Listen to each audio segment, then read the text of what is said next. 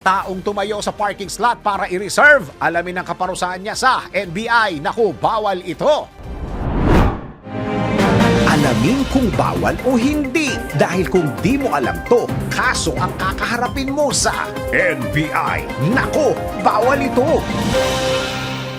Taong tumayo sa parking slot para i-reserve? Nako! Bawal ito. Mas convenient talaga kapag mayroong sariling sasakyan. Ang madalas na problema lang, pahirapan sa parkingan. Pero paano kung may nakita kang bakanting parking slot at mayroong nakatayong tao? Sabay sinabing, reserved na ito. Nako, alam mo bang bawal ito? Wala pa mang konkretong batas. Ito ay maaaring ituring na paglabag sa Article 287 ng Revised Penal Code o ang unjust vexation. Dahil posible ito makapagdulot sa isang tao ng pagkainis, pagkairita at maging malaking abala para sa iba. Ang sinumang lumabag ay maaaring magmulta ng 1,000 piso hanggang 40,000 piso. Depende sa bigat ng kaso. Kaya sa mga rich kid dyan, ang first come first serve basis ay laging tandaan. Ang parking slot ay wag mong tambayan. Ano ka? Human cone? Baka masabihan ka ng, nako, bawal ito.